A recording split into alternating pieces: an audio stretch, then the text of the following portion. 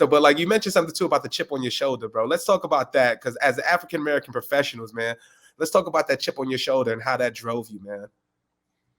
Yeah. Oh, why? Let's go back to the why, right? Like your upbringing and things like that, right? Because where we come from, right? What we're expected to be in this industry or just as a professional as a whole, right? Like, what was that about, brother? Like, well, Yeah. do you still have that?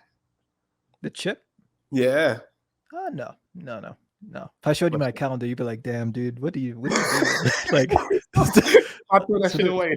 there's no chip on my shoulder anymore, but it was there for a long time. And the sad part is that I didn't know it was there. Like I had a pretty unique childhood. Like, um, dad left early, like a lot of people, like Yeah, yeah, before I really like even knew what that meant.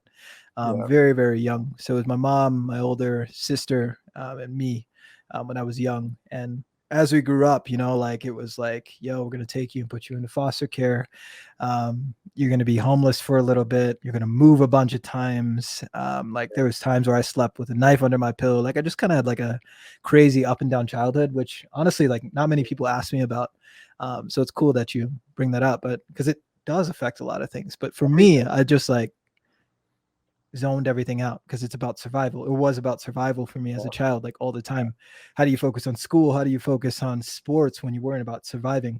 Um, Yeah, so it's even real. when I started a business, it's like I'm gonna start this thing, guys. Let's quit my job with no income, no plan, nothing, which is the dumbest thing ever. But I did it, and the reason I did it is because I was looking through my phone, which my girlfriend was using at the time, and there was a conversation between her and one of her friends, and it was like, "What is he doing?" Basically, and I was like, "You know what?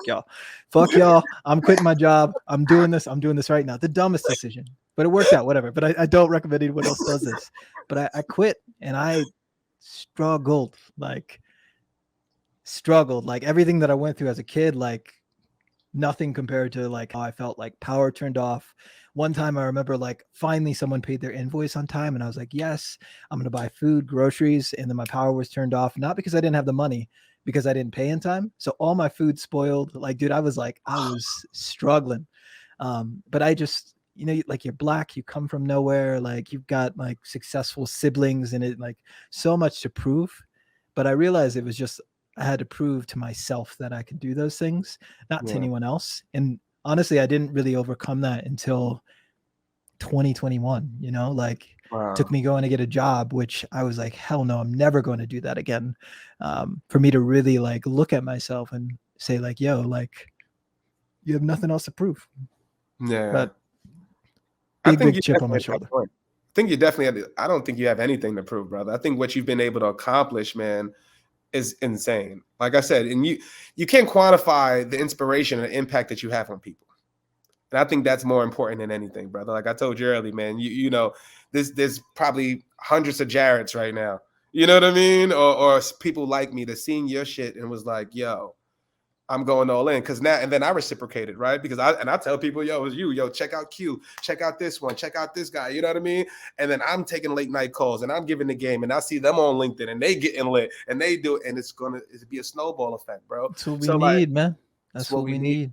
That's what it's Especially about. like people of color, man. Like I scroll my feed and I don't see anyone. And it's so sad, bro. We're It is. there, but it's so scattered and it's just so But we're sad. afraid to what I hear from people, and especially like black professionals, right? It's just most professionals in general, especially on LinkedIn, they're too concerned about the professional image and will this job look at me or how will my job view me or when I go in the office and all these other things. They always think about the negative, right? And I speak to enough CEOs and entrepreneurs that really know what separates people is mindset, right? The glass half full versus the glass half empty, right? Me, I'm like, I don't give a shit because I hit rock bottom. I tried your way and I fucking failed. You know what I mean? I failed, fam. Like I hit a quota a few times. It's like you said, it was a 20K month, 70K month, this month, that month. And you get tired of that shit. So by the time I hit 33, bro, by the time I hit 31 when I started it, I was like, man, let me just go for it. Cause I feel like I got energy, I got passion. I'm from the streets, man. I was working in BBQ, smelling like ribs, snuck in a tech. Like people need to hear that because there was nobody who looked like me at the top. So I had to fight and claw for it. And I always promised myself, if I ever get anywhere, if I do anything good, I'm opening the door. I'm pulling the ladder. Come through. Get you in tech. Let's get this popping. Let's get you a bag. You know what I mean? And that's Yeah. what I'm about, bro.